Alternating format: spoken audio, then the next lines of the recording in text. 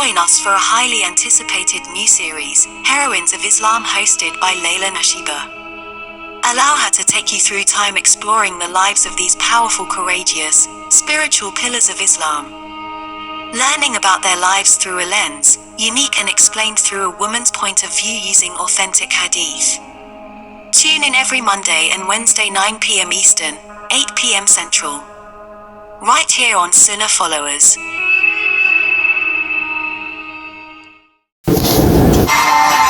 She was considered to be one of the most controversial yet influential figures in the life of the Prophet Muhammad, peace and blessings be upon him.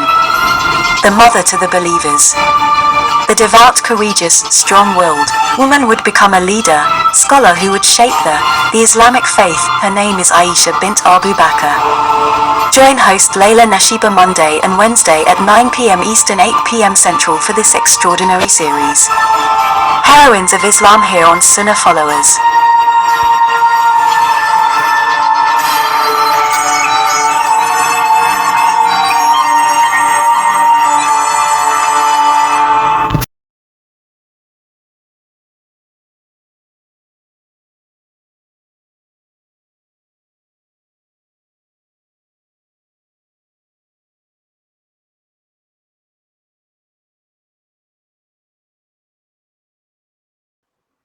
Oh, I'm sorry. Am I live? We're live? Oh, okay. Sorry. Inna alhamdulillah wa salat wa salam ala wa rasulullah. Welcome to our series entitled The Heroines of Islam. The Heroines of Islam. And for this segment, what we're going to do today is complete the story of Aisha radiallahu anha. And how we're going to complete it is by speaking about the lessons to walk away having learned from her. We spoke the last time we met. I went into detail about the Battle of the Camel that a lot of you wanted to know about. What happened was, this is what happened. This happened after the death of the Prophet sallallahu alaihi wasallam, when Uthman radiallahu anha was murdered. The people approached Aisha radiallahu anha as she was coming back from Hajj and asked her to seek qisas. This is something that we believe in as Muslims. Qisas. What is qisas? It's an eye for an eye, a tooth for a tooth. Remember, whenever a person converts to Islam and declares La ilaha illallah Muhammadur Rasulullah sallallahu alaihi wasallam, their blood, their property, and their honor is sacred. We don't have to forgive you in regards to killing someone or harming someone's reputation or taking someone's property. Okay, we can seek qisas, which is avengement for that. And so that's what happened. The people wanted qisas for the brutal murder of Uthman, who was the caliph of the Muslims. And we talked about how the people who orchestrated the murder and all of the nonsense that went on after this were the Qayyim. The Qayyim.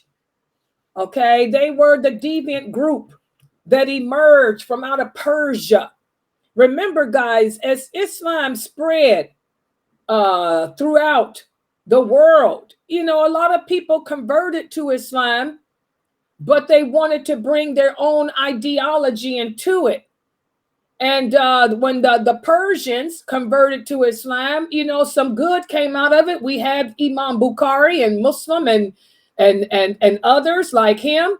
The four Imams, for those of you who don't know, the four Imams, they were not Arabs except for one. Most of the people were Persians. And remember the hadith where the Prophet sallallahu alaihi wasallam, before he died, he told his companions, a people will come from another land and either you will follow them or they will replace you. And the companion said, what land? And he pointed to Salman al-Farsi. He said, from his land. Either you will follow them, that's Imam Bukhari and Imam Muslim, or they will replace you. Okay? And so this is what happened. Ibn Saba, that was his name. Ibn Saba, he came from out of Persia with this ideology of mixing the other religions with Islam, this theology. And we talked about that in my class on the book of Sheikh Karim Abu Zaid, Get to Know Your Lord. I went into detail in that book about that movement when the Persians, led by Ibn Saba, they came and wanted to mix theology with Islam, and that's why I tell you guys now, we have all these so-called online Islamic institutes. I tell y'all better go read the about on them. When you go to their websites, read the about and look at their curriculum. If they have theology, then these people are the Mu'tazila. They're the Mu'tazila. Okay? These schools, a lot of these so-called online Islamic schools are ran by innovators, Mu'tazila. There's no Islamic theology.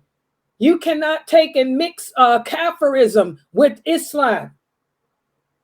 So y'all be careful of these so-called online Islamic schools. If they got theology as part of their curriculum, or they got Ibn Saba's name listed in all of that, you with the wrong set.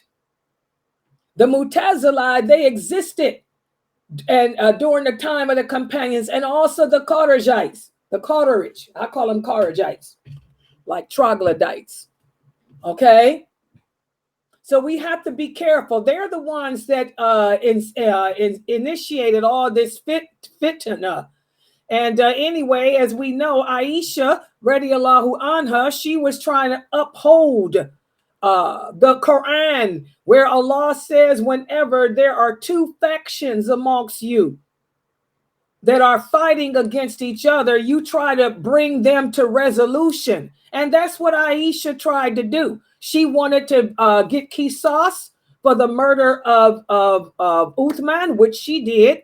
She led an army to Syria, and she ordered the execution of over 300,000 men. Over 300,000 men were executed for the role they played in the murder of Uthman, radiallahu anhu. Okay? But the thing was, she didn't stop there. And that's when Ali got involved, and he tried to tell her, Aisha, you got your Qisas. We need to stop allowing these people to play us against each other.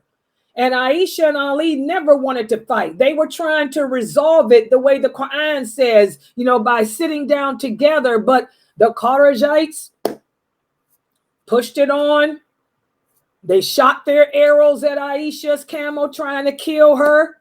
And Ali, to save her, had his men go and cut the legs off of her camel. And they grabbed Aisha out of her howdah, and they took her to safety in the tent with Ali.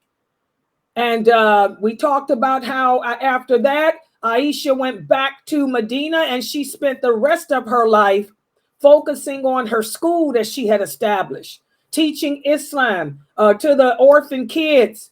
We talked about how she became one of the first scholars of Islam. Okay, and the thing that she regretted all the way up until her death was the role she played in that fitna.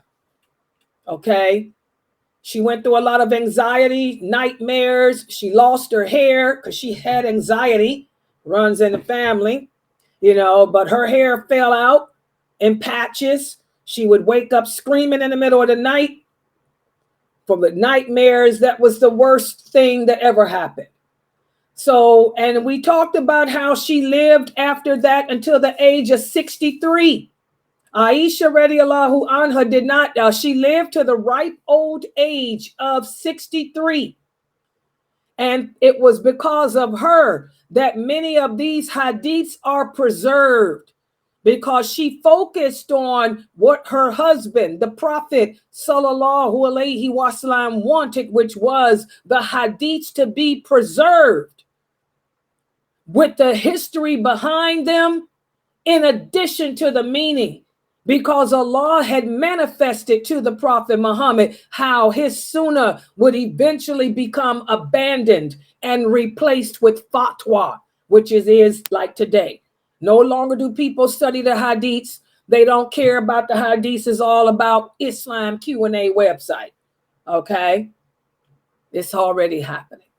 So let's take a look at today's lesson, which will be speaking about, the virtues of Aisha, and also the lessons that we can walk away having learned from her.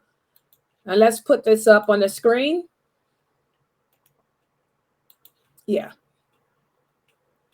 You can see it? Okay. Yeah, the sister is texting me. One of the sisters here is texting me. Yeah, okay, you should be able to see it, sweetheart. One of the kids. You see it?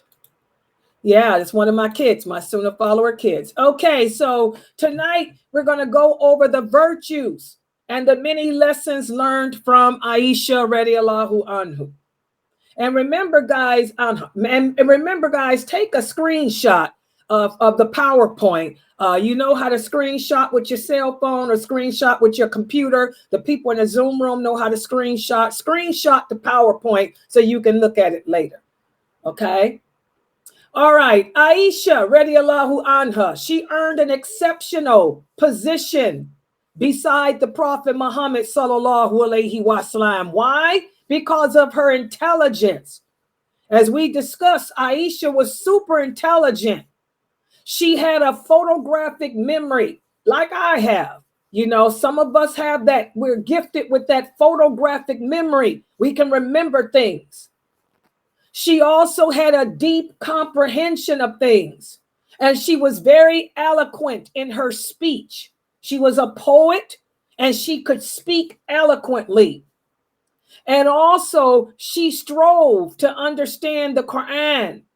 And she strove to memorize and understand that the Prophet sallallahu alaihi wasallam taught her. Remember, not only was she one of the wives of the Prophet sallallahu alaihi wasallam, but she was also his student. Aisha radiallahu anha was the Prophet Muhammad's best student. And remember, she married him when she was only 6, but she moved in and served as his wife when she reached puberty, which was the age of 9. And we talked about how, like any woman, any 9-year-old, she was very immature, and she had one big problem, and her problem was her tongue. Aisha radiallahu anha did not believe in refraining her tongue. But alhamdulillah, the Prophet Muhammad fostered the betterment of her character. He taught her how to think before she speak. And the skills that she acquired from him helped her to mature and helped her to better understand the Quran. And again, part of her character, Aisha was not one of those women. I want you guys to know none of the Arabic women were. These were the dark ages, guys. Only the strong survived in this time. If you were a weak man or a weak woman, you would have not survived during this era. Aisha, just like the other Arabic women, they were not weak people. They were warriors. The Arabs were a warrior race of people. When the men went out on the battlefield, the women were with them. Aisha was on the battlefield as a nurse, tending to the sick. And she would also gather intelligence for the Prophet. She would go out and bring intelligence of what was going on back to him. So this misconception that Western Muslims have about women is nothing but a misconception. And that's why when a lot of the Western Muslims go to the Arabic lands, especially the Gulf, you're shocked. Because you're expecting to see these women that are scared and walking 10 feet behind a man, looking haggard and scared to talk. And Arabic women are so feisty. Those women don't have no reserve. because of the misconception that these men want you to think about them. Okay, Arabic women are outspoken, they're warriors. They are. And don't go to Egypt. Any Arab will tell you you'll never win an argument with an Egyptian woman. Hello, ask Layla, I'm Egyptian. No filter. Okay? It's just, we're warrior people. The women were not licking pus. The women were not bowing to anyone but Allah. And we learned this from Aisha, because as we talked about, she became one of the first scholars of Islam. And even when Umar, radiallahu anhu, was the caliph, all issues related to women, he referred to her. She was the one that handled all fatwa in regards to women. Okay? She was an expert on that. And she devoted the rest of her life to her death, instilling in the women that converted to Islam the rights that Allah had given them. That's why there's no need for feminism. These women today that call themselves Muslim feminists, they're nothing but gay blades. I'm sorry. These are ignorant women that don't know their religion, because Islam gave us liberation rights. There's no need for a Muslim woman to advocate being a feminist unless she wants to be gay. She's a woman that wants to be a man. That's all that is. And though that's a mental problem, not a religious issue. Okay, so Aisha never held back from asking questions about the religion. And if something was doubtful to her, she did not hesitate to ask the Prophet sallallahu alaihi wasallam about it. And that's why how she became his best student. She led a very plain life. But again, this was something that the Prophet sallallahu alaihi wasallam had to teach her. Remember, Aisha wasn't poor. Her father, Abu Bakr, was a wealthy man. So Aisha was accustomed to nice things. We talked about how she would go out and buy pretty cushions and curtains. The Prophet sallallahu alaihi wasallam would come home and show his dislike for them, and she'd tear them down. And he would tell her, it's not that these things are haram. He said, but I am a messenger of Allah.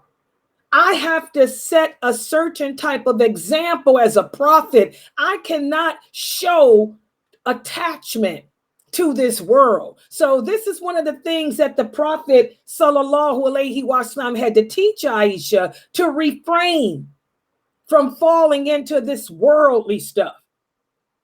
Because her husband, of his position, he was a messenger of Allah. He couldn't have gold and all this nice stuff in his house and advocate Islam to the people who are mostly poor. But alhamdulillah, she got it. It took her a while, but she got it. And she led a simple life because she knew that a woman is a reflection of her man. And even after the Prophet sallallahu alaihi wasallam died, she continued to live a plain life because she knew that she was a role model for all Muslim women. We talked about how she would give in charity. She would take the money that she would receive each month and give it away in charity, again, to keep her husband's tradition going. And she spent most of her nights praying, especially after the fitan that happened with Ali. She spent most of her nights praying, asking for forgiveness of her sins, and she spent a lot of days fasting. She liked to fast. Remember when the Prophet sallallahu alaihi wasallam spoke about the 7 who will be under the shade of Allah's throne? She wanted to be one of those 7. And so she chose fasting as something that she could do on a regular basis to be under that shade. And she also hated gossip. Why? Because what had happened to her, how the people had gossiped against her, lied on her, and slandered her. That was a lesson that she learned too. She hated gossip. She wouldn't indulge in it. And if any woman came around her gossiping, she would stop them and she would warn them. We talked about wala wal bara, allegiance to the believers. She would advise the women, to not indulge in this type of nonsense. Okay. She took in orphans and needy children, and she trained them in the religion. She also was responsible for freeing a lot of slaves. In fact, they say that she's freed at least 62 slaves. She's a distinguished mother of the believers. And also, for those of you who don't know, she is one of the companions that received the good news of paradise during her lifetime. The prophet let it be known that she will be his wife in paradise. So again, these original companions, they are the best of this nation. That's why I tell you guys, there is no man living on this planet today who understands this religion better than Aisha or any of these other companions. If Aisha tells you that you don't have to cover your face and hands, that's it. Sheikh Islam Q&A ain't got nothing to say. Sheikh Islam Q&A can say whatever he wants to say. Aisha radiallahu anha said a woman doesn't have to cover her face nor her hands, and she can show her makeup. These are the words of Aisha, her makeup and her jewelry on her face and hands. If Aisha said it, Islam Q&A can shut it up. Shut up. Because they don't compare. Even the 4 imams did not understand this religion better than Aisha radiallahu anha. Y'all understand that? Ibn Taymiyyah doesn't come nowhere near her. And that's why I teach my students, we have to look at the companions, those original. We claim that we are learning Islam with the understanding of the companions. Then we have to hold true to that. The understanding of Aisha, radiallahu anha, the understanding of Ibn Abbas, radiallahu anha, and all the rest of them. Don't you dare say that you're living your life with their understanding, but you're taking fatwa from Islam Q&A that contradicts what they say. You're not Salafi if you're doing that. You're not upon the traditional Islam if you're doing that. You guys understand that? When you tell women that they can't wear colors, you're contradicting Aisha radiallahu anha. Aisha said we never wore black. We never wore any dark colors unless we were mourning the death of someone. That's what Aisha radiallahu anha said. That's in Sahih Bukhari. So how dare you call yourself Salafi, following the way of the companions, and you're contradicting her? She wore red. Her favorite color was red and pink. And she had a wolfskin a fur coat she wore at night. She didn't wear gloves. She didn't wear no burqa either. Subhanallah. So we have to accept that these are the best. She was given the news of paradise. What news were you given?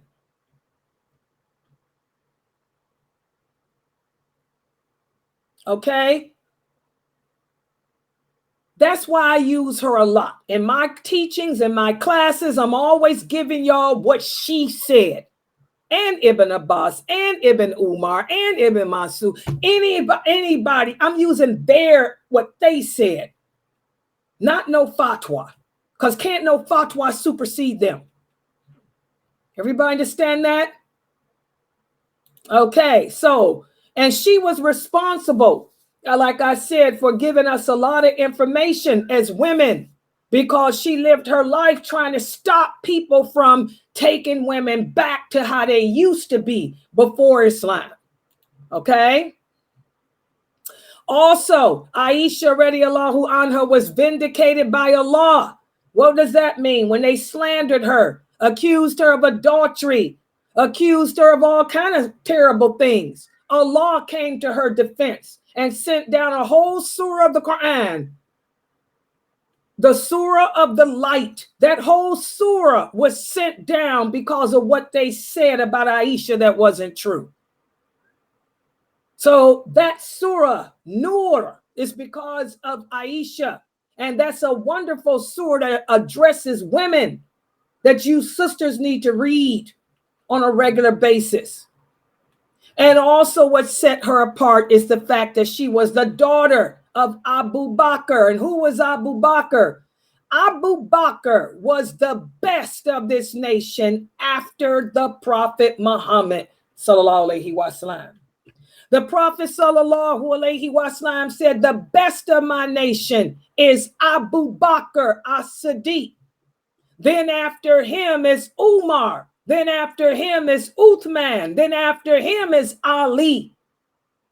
Also, the Prophet sallallahu alaihi wasallam said, the first person who will enter paradise after me will be Abu Bakr. Well, Aisha was his daughter. That's an honor. Okay, she came from good stock. Good stock. Also, we talked about several hadiths that relate how the Prophet sallallahu alaihi wasallam used to receive the revelation mostly when he was in Aisha's home. When Allah was, and this is something great, when Allah would send the revelation down, most of the time it came down when he was with Aisha, radiallahu anha. And that shows the position, the high position she had over the other wives of the Prophet, sallallahu alaihi wasallam. Also,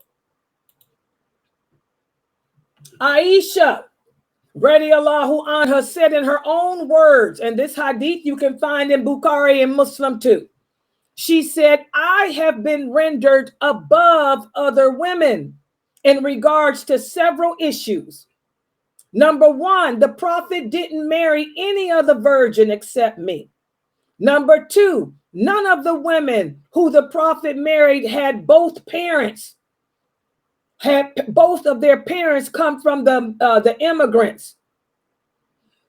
The next issue, my acquittal, my proof of being innocent was sent down from heaven by Allah when they slandered me. The next one she said is the divine revelation used to come to the Prophet when he was with me more than when he was with any other wife. And also she said the Prophet sallallahu alaihi wasallam used to continue praying while I lay in front of him and she was on her menses. For you brothers that's going around telling people that a woman breaks a man's prayer. Also, she said another thing that distinguishes her is the fact that the Prophet sallallahu alaihi wasallam died when he was in her apartment with her while she was awake. And also he was buried in her room. So these are the points that sets her apart from all his other wives. All his wives were good women. And I'm going to go over all their stories. I did Khadija, radiallahu anha. I did Sauda, radiallahu anha. This is Aisha. I'm going to do all the rest. You will see that they were all unique. They were all special in their own ways. But these are the 5 things that sets her above all the others.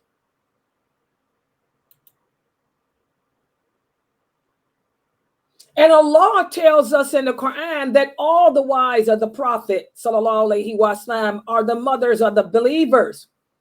And this is an honor. And this is why they were told to not marry after him. Okay? After the death of the Prophet sallallahu alaihi wasallam, his wives perpetuated his lifestyle for 50 years. So this was a question that one of the brothers, Brother Muhamad, asked the other day. How long did the Prophet's wives live after his death? They lived 50 years after his death. The last one died 50 years after his death. Y'all see that? So the last of the wives died 50 years after him. Because all his wives were young, except for Sauda, radiallahu anha. Sauda died at first. Remember I told y'all how, not first, but Sauda died because she was old when he married her. She was 60, in her 60s when he married her. But the other wives were in their teens, their late teens, early 20s. And they continued to maintain the lifestyle that he taught them, you know, until they died. And Aisha radiallahu anha holds a higher position with them. The fact that Allah absolved her of the slander against her is one of the proofs of that. And again, like I said, after that incident with Ali, she devoted the rest of her life to teaching. And she used to tell the women, avoid gossip.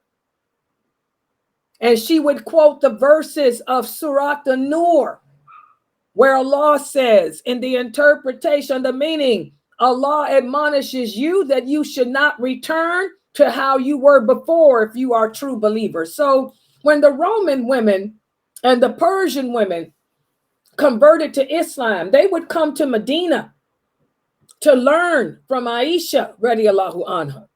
And this is one of the things she would emphasize with them. She would go over Surah Nur with them in its totality. And she would emphasize the dangers of gossip, the dangers of backbiting, the dangers of slander. Okay? Because of what was done to her. And a lot of the scholars, and not a lot of them, but some of the scholars conclude, in fact, that if anyone continues to slander Aisha, they will become a kafir. And I am with that too. Anyone that like we have today, the Shiites, they still hate Aisha. Who's the most hated companion? The most hated companion of the Prophet, sallallahu alaihi wasallam, is Aisha. They hate her more than they do Umar. After Aisha, it's Umar. But Aisha radiallahu anha is the most hated companion. And anyone who hates her is a kafir. Anyone who slanders her is a kafir. Anyone that hates any of these companions and slander them is a kafir. I'm with that agreement too. Okay? And so now I want to share with you guys what Ibn Katheer had to say about Aisha radiallahu anha. And again, remember, Islam, you know, spread throughout Persia. That's where the 4 imams came from, except for one. One was Arab, the rest were Persian. Many of the people of Hadith, the scholars of Hadith, were Persians. And one such scholar and historian was Ibn Katheer. Listen, this is, by the way, this is supposed to be a picture of him. And I didn't pick this picture. The program that I'm using, when I typed his name, Ibn Katheer, this just came on here. I said, what is this? I'm like, what is this picture? And then I looked at it. It says down there, this supposed to be Ibn Katheer. So I guess this is a picture of Ibn Katheer. Y'all see, he was Persian. Okay, listen to what Ibn Katheer says about Aisha radiallahu anha. He said, generally, the people of the Sunnah regard Aisha radiallahu anha to be higher amongst the wives of the Prophet because of her virtues. Number one, she's the daughter of Abu Bakr. Number two, she was extremely intelligent, photographic memory, like I told you. That's hereditary. She also had eloquence with the Ummah. And he said she has more knowledge than Khadijah. This is Ibn Katheer. He said also, Allah's messenger didn't love any of his other wives as he loved her. He also said the revelation was sent from 7 heavens about her, declaring her innocence. Also, he said, after the passing of the Prophet, sallallahu alaihi wasallam, she related a large amount of the hadiths from him. And also, he said, what makes her stand out over the other wives is that it was said to her, it was said about her, take half your religion from Humaira. And by the way, Humaira was her nickname. That's an Arabic word. What does Humaira mean? It means rosy cheeks. Like I told you guys, Aisha was very pale in color. They say she suffered with anemia. That's also hereditary. They say that her cheeks, she had rosy red cheeks. So the Prophet sallallahu alaihi, she was very beautiful. And the Prophet sallallahu alaihi wasallam used to call her Humaira because of her rosy red cheeks. You know, when that slander happened, when they slandered her, she became very anemic, very pale. And what her and her mother, Ruman, would do, they would take the petals of the desert rose, crush them like this, roll them in their hand, put it on her cheeks to make her cheeks red, to give her color. Because Aisha, radiallahu anha, did not want the people to see how broken she was, which is what we learned from her. Never let the people see you sweat. Never let the people know how bad they hurt you. So before she would go out the house to answer the call of nature, her mother and her would rub the desert roses to make the red and put it on Aisha's cheeks, put it on her nose, you know, to give her some color. That's blush. Like I said, Aisha said, even our makeup can be seen, to put color to her because she was very pale in color anyway. And she suffered with anemia. Whenever she got stressed, she wouldn't eat and her anemia would act up. Her hair would fall out. She would look like a ghost. Sounds familiar, don't you? The blood of people run through each other. Hello, hereditary. So these are the points that Ibn Katheer says sets her apart from the other wives and makes her the best of the wives. But this is Ibn Katheer's opinion. Let me share somebody else's opinion. And also, guys, do we go around saying which wife is better like this? It's best to say Allah knows best. But I wanted to share this. This is what Ibn Katheer says. But Ibn Katheer's student, Ibn Qayyim, he's a little bit different on this issue. He says if the intention is to see who of the Prophet's wives rank the best in the next world, only Allah knows that. But if the intention is nobility, then the Prophet's daughter Fatima is superior over them. And we know that because Fatima, radiallahu anha, is going to be one of the four most perfected women. He said, if the intention is precedence in believing who is the best and strongest in faith, and whose faith was strongest even in the event of a hardship, Khadijah is the best. And we know this to be true because Khadijah is considered the second best, most perfect woman ever created. However, if the intention is which one of his wives were perfect in knowledge and religious service and in spreading the teachings, then it would be Aisha. And I agree with Ibn Qayyim here. Okay? We all know that Allah has already said that Khadijah, radiallahu anha, is the second best woman created. Why? Because of her faith. She had the perfect faith. She was able to endure the hardships and still maintain that faith. She lived in a narcissistic era, but she was able to maintain faith. None of the wives of the Prophet out-trumped Khadijah, radiallahu anha, in that. But Aisha is different. She was the one who had that photographic memory. She devoted her life to preserving the Sunnah, the Hadiths, and she was the one that spreaded the teachings across the world as the Muslims embraced Islam. And this is why the Prophet Sallallahu Alaihi Wasallam said in another authentic hadith, the fifth woman, the fifth most perfect woman created is Aisha, radiallahu anha, because of that. Okay, but the thing is, guys, we shouldn't go around trying to say who's better than the other. We love all the wives of the Prophet, Sallallahu Alaihi Wasallam. They all were special. I'm going to do each and every one of their stories. Wait till I do Hafsa next Wednesday. You're going to see how special Hafsa was. They all were unique. They were all given the news of paradise.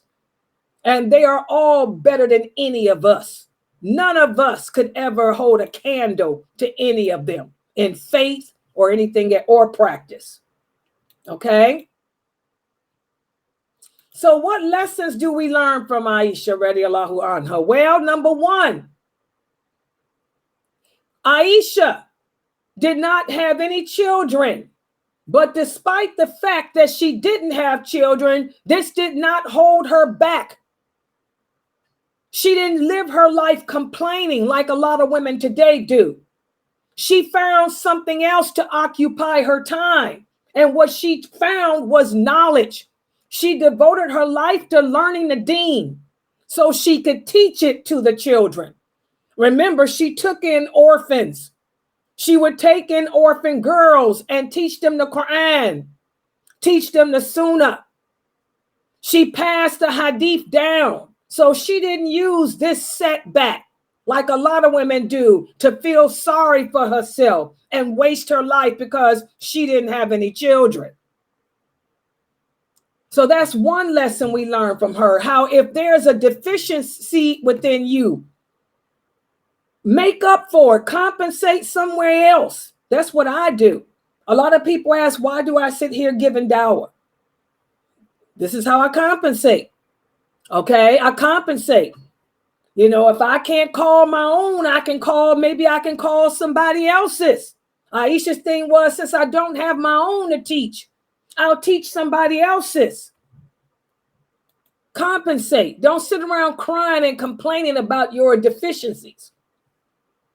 Also, we learn from Aisha the fact that she married the Prophet, Sallallahu Alaihi Wasallam, and she was much younger than him. You see that, number one, age is not really that important. It's all about whether or not you're willing to try to make the marriage work. Remember, Aisha, radiallahu anha, and the Prophet's marriage was a push and pull. With Khadijah, radiallahu anha, the marriage was effortless. We all would want a perfect marriage like he had with Khadijah, where it was effortless. You didn't have to put much effort in it. Sauda, radiallahu anha, he married her for a purpose, to help him with the children. And in turn, he would help her with her children. Khadijah, radiallahu anha, was one who he grew to love. Not as strongly as he loved Khadijah, but he still loved her. And it was a push and pull relationship. He was able to train her. He was able to teach her. He was able to mold her to be the type of woman that she ended up being. She asked questions when she didn't understand something. And we learned that from her. Don't hold back. Never be too shy. Never be too afraid to ask questions about the deen. She also didn't have a problem speaking up with the companions, sharing that knowledge. Remember, most of the companions, including Umar, would consort with her. We got women today, like even in my Zoom room, if a brother comes in here like Jamali will come in here. Y'all know I can't get on the microphone because I'm running this software. Y'all afraid to get on the mic. You guys afraid to say Assalamu alaikum. Yes, we can hear you. Y'all afraid to talk. Aisha wasn't like that. We should never be afraid of talking when it comes to the religion. This is something that you guys are going to have to overcome. Aisha would ask questions and she would relay the information to the men. She would tell the men, you sisters got to get over that. Learn to talk, okay? Also, before he passed away, Umar, radiallahu anha, asked Aisha's permission to be buried with his two best friends, the Prophet sallallahu alaihi wasallam and her father. Aisha gave him that. That shows how humble she was. She allowed Umar, radiallahu anha, to be buried next to her father and her husband when she originally was going to have herself buried there. Also, Aisha radiallahu anha spent her life teaching the people to want for your brother what you want for yourself. This is wala wal bara, allegiance to the Muslims. You want people to be kind to you, be kind to them. You want people to be considerate of you, be considerate of them. So we learn from Aisha what Islamic Muslim really means. We learn from Aisha what Tarbiyah really is, what brotherhood, sisterhood really is. And also we learn from Aisha how to control our emotions. Remember, Aisha was young, immature, and very jealous, extremely jealous. In the beginning of the marriage, she kept a lot of fitna going because of her jealousy. But alhamdulillah, the Prophet Muhammad sallallahu alaihi wasallam taught her how to curb that jealousy. Remember the situation with her and Fatima, the daughter of the Prophet. Their apartments were next to each other, and there was one big window. They would speak to each other through that window. Aisha one day was arguing with Fatima, talking about who's the closest to the Prophet. She said, you may be his daughter, but I'm his wife. I'm going to be with him in paradise. Where will you be? You will be with Ali, not with him. And then Fatima broke down and started crying. And when Aisha saw that she heard her that way, Aisha stood on her tippy toes, reached through the window and kissed Fatima on her head and said, don't you know I'm jealous of you? I'd give anything to be a hair on your head because you come from him and I don't. So that shows how she learned to curb that jealousy. She learned just how far to go with her tongue because that was her problem, that tongue. But when she realized that she was going too far hurting people, she would do even stand on her tippy toes, kiss you on the head and say, I'm sorry, I take that back. I went too far. How many of us can own up to our mistakes? How many of us can admit that we went too far? Okay. Also, we learn from Aisha, radiallahu anha, that the main reason that the Prophet sallallahu alaihi wasallam had an exceptional place in his heart, that he had reason why the Prophet had an exceptional place in her heart was because of his morality, because of his characteristics. If she had married just any other man, she wouldn't have dealt with jealousy. But she used to say, like she told the Roman women, when the Roman women came to her and asked about the character of the Prophet, she said, have you ever read Surat al-Mu'minun? She said, yes, he was beautiful. Yes, he was handsome, but forget all of that. She said his character, he was a walking Quran. He was kind. He was gentle. He was thoughtful. She's the one that told us, even though, every day he would visit all his wives. He would go to all his wives and check on them in the daytime. And whoever's night it was, we would all gather at that person's house. And he would come in and give a speech to all of us. and then we leave from that house, and he'd be with that night, whoever's night it was. And he never left a woman on her night to go visit another wife. So she stressed the merits of him, his character, because when Islam spread, of course, the first thing you want to know is, how did he look? Was he fine? Was he good looking? Oh, she told him how he looked, but forget the looks, y'all. She said it's his character. His character can never be replaced. He was considerate. Even though I was his favorite wife, he made every other wife feel important. She said every one of his other wives felt loved too. He would say I was his favorite, but every wife felt loved. So she stressed his merits, his character. And we learn from that that's what we should do. Stop focusing on the outside stuff and focus more on the inner part of people. You know, look at the good that your husband does for you. Look at the good that your wife does for you. Forget about this. This gets old. This gets worn down, the outer stuff. Fall in love with the inner beauty. That's what Aisha radiallahu anha did. She fell in love with the Prophet's inner beauty. Okay. Also, another lesson we learn is that her life is like a painting which depicts beautifully the surges taking place in the soul of a woman. We watched her grow from a child to an adult. We saw how the Prophet sallallahu alaihi wasallam connected with her. He allowed her to be her. He allowed her to play with her toys. He allowed her to play with her friends. Okay? He didn't try to break her.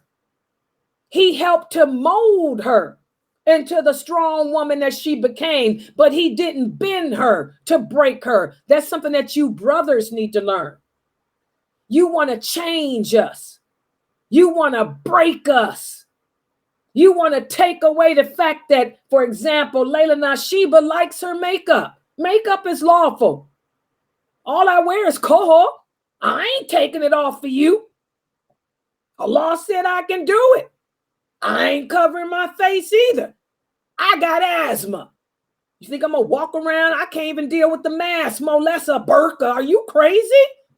A lot of brothers will say, oh, well, I wouldn't want to marry Layla because I can't break her. No, you know, the Prophet didn't try to break Aisha.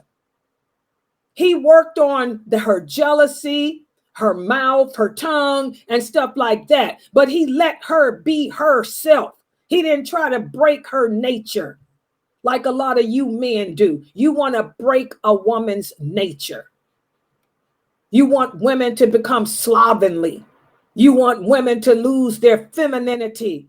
You want women to become codependent on you. The Prophet didn't try to make Aisha codependent on him. He taught her how to stand strong to the point that she led an army on the battlefield. That's a lesson that you men can learn from her. Okay?